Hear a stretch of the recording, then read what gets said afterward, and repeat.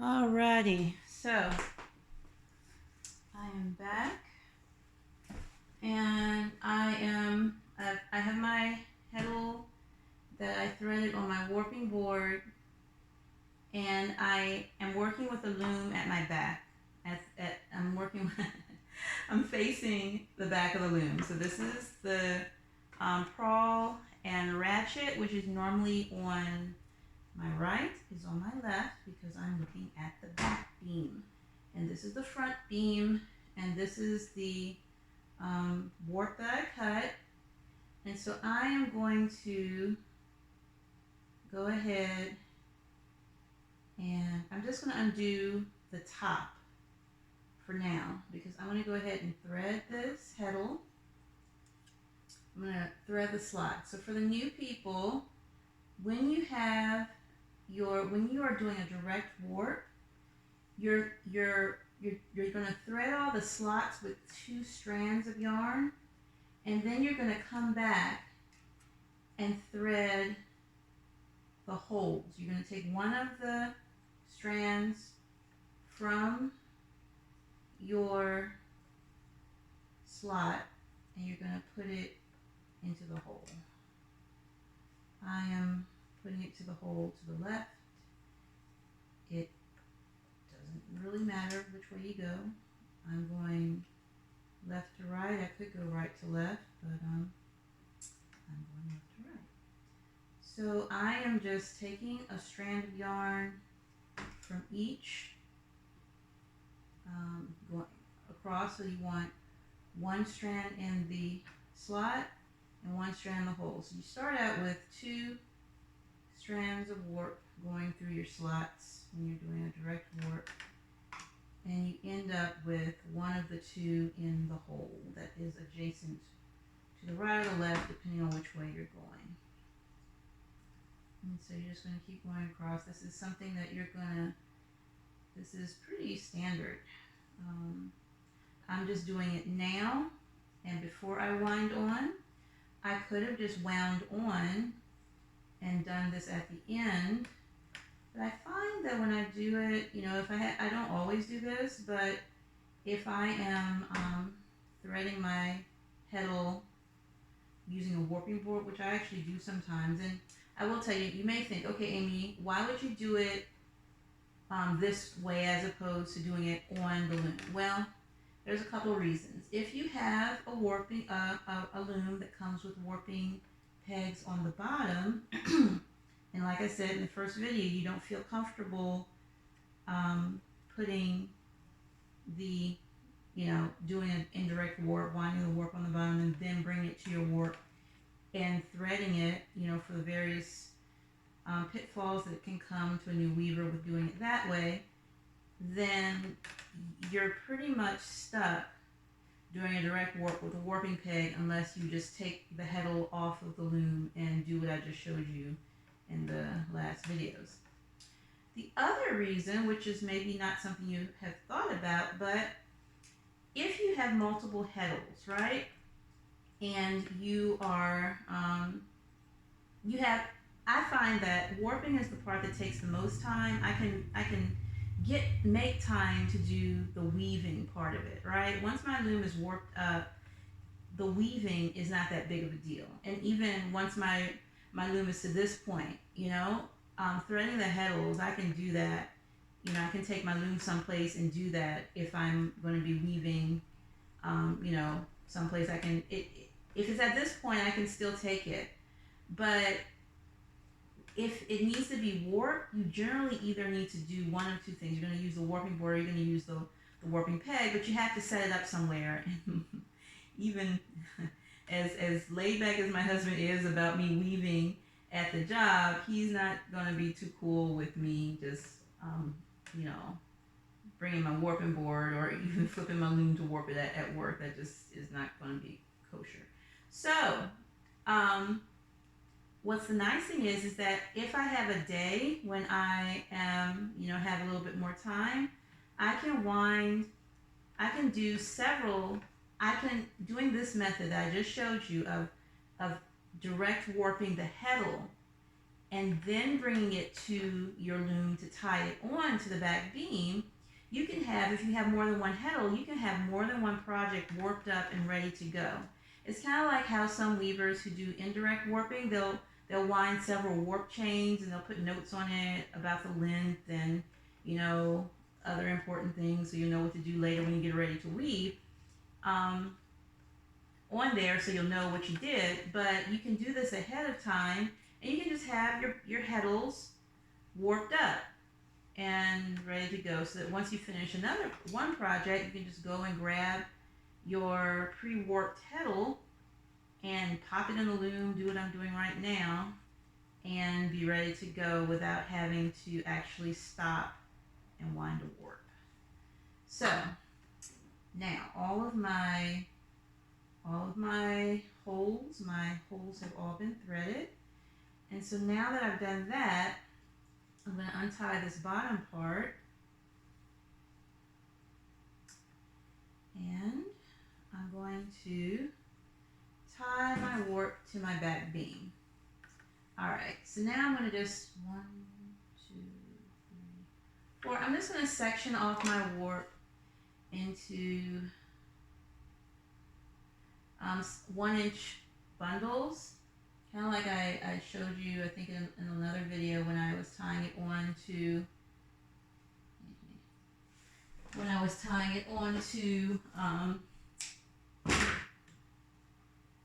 the front beam in the last video. I don't think I spread the warp in that one. Someone requested that I show you how to do that part, and I will in this video. And so I'm just sectioning it off. You don't have to do this. I just do, so that I can just grab it when I get ready to tie it on.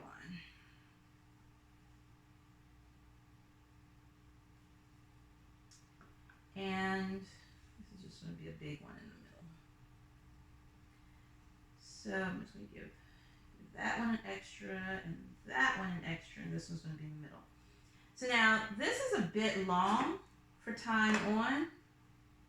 I could lash this on, but at the moment I don't really feel like it. Sometimes I feel like it, sometimes I don't. I don't feel like it right this moment, and so I'm not going to. So what I'm going to do first, though,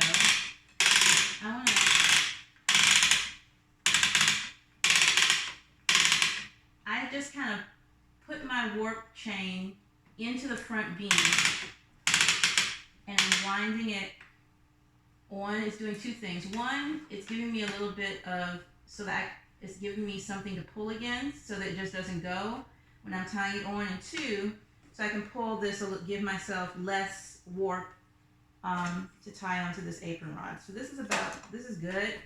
So what I'm going to do is, and there are so many videos out there to show you how to tie on.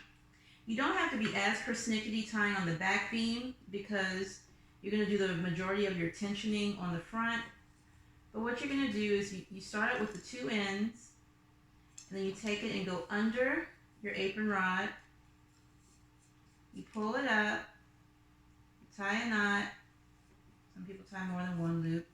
And you're just going to pull it toward the heddle and tie.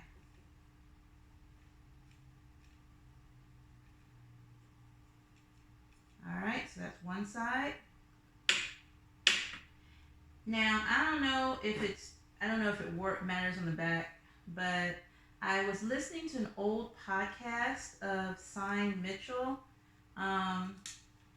She's the author of The Inventive Weaver. I think that's the name of that book. It's a really cool book. It has some really cool information about weaving in there. And she recommended that when you're tying on using the apron rods, that you give it a crank or two every time you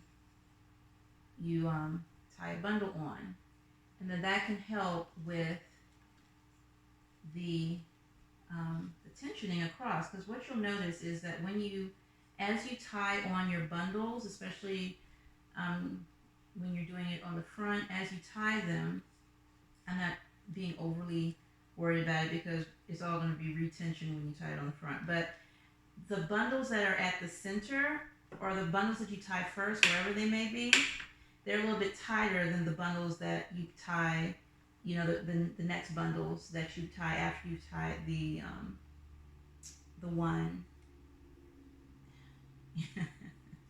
Your first bundles are going to be looser than your last bundles tied. However, if you advance your warp a couple clicks every time you tie a bundle, the tension is relatively similar. You don't have to do as much adjusting of the tensions and retightening your bundles as you go. So that's just a little tip I learned. It may or may not be helpful to you, but it's been helpful to me because these are relatively the same tension. And as I said, and I'll say it again, that this doesn't make that much of a difference because we're going to retighten everything when we actually have wound everything on.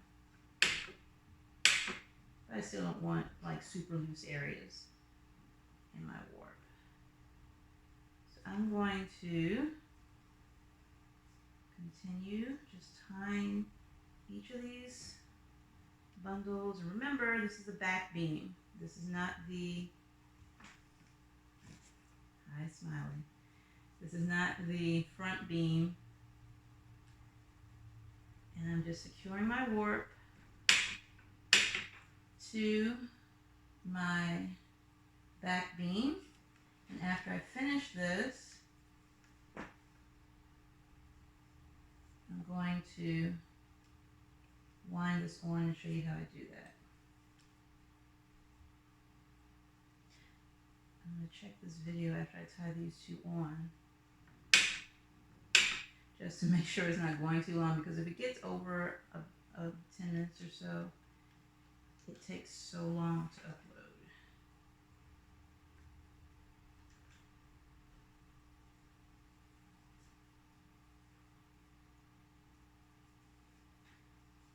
Okay.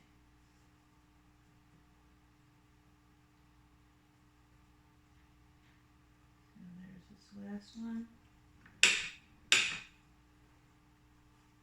And it's amazing. It's all relatively, it's not, you know, there are some places that are sort of loose, but as I say for the final time, it will all work out when you get the front part tension.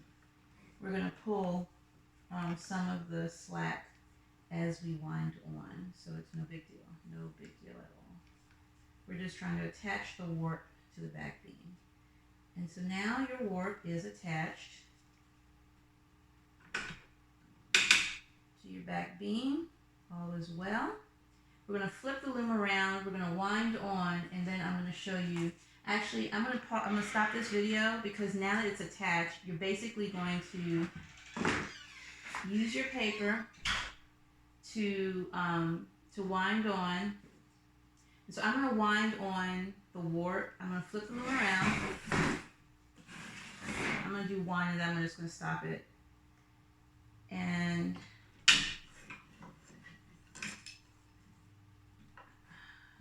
show you how the process goes. But for me doing this like a complete beginning to end winding on, just check out the last videos that I did a little while ago. So you're just going to take your paper. I like using legal paper, and you can also use tabloid paper with these looms to separate your warp. And you're just going to put the paper between there. You're going to hold, see what I did? So this, I did a video a week or so ago, showing you how to wind on by yourself. If you're single or you don't have anyone to hold your warp, I guess this is a refresher.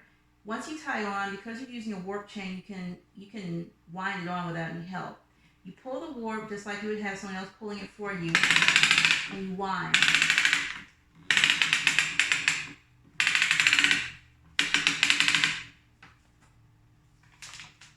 And then you're going to come to your knot. Your knot acts as almost a second hand. You undo your knot. And then you pull it again. And just keep going, keep adding paper.